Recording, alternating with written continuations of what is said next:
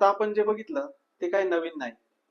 मोबाईलचा अतिवापर म्हणजे व्यसन हे आज मोठी समस्या बनली आहे.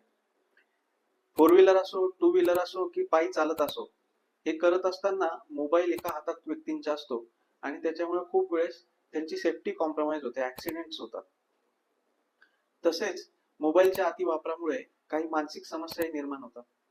मोबाईलचा अतिवापर आहे हे कसं समजून घ्यावं, तर एखाद्या व्यक्तीचे जर खूप वेळ दिवसभरातला मोबाईल किंवा स्क्रीन समोर जात असेल आणि त्याच्यामुळे त्याची रोजची प्रोडक्टिव्हिटी कमी होत असेल, म्हणजे त्याची काम करण्याची क्षमता कमी होत असेल, त्याचं सोशल लाईफ कमी होत असेल, म्हणजे त्याचं इतरांशी वागणं बोलणं, इतरांमध्ये मिसळणं हे सुद्धा कमी होत असेल, आणि जर तो मोबाईल त्याला मिळाला नाही किंवा त्याला जर ते स्क्रोलिंग करायला, ते बघायला जर मिळालं नाही दिवसभरातून, तर त्याला त्याच्यामुळे अस्वस्थता येत असेल, चिडचिडेपणा होत असेल, झोप लागत नसेल आणि त्याच्यामुळे तो पुन्हा पुन्हा मोबाईल मागत असेल किंवा पुन्हा पुन्हा ऑनलाईन जाण्यासाठी प्रयत्न करत असेल, तर आपण समजून घ्यावं की त्या व्यक्तीला मोबाईलचं व्यसन किंवा मीडियाचं किंवा इंटरनेटचं व्यसन लागलं आहे.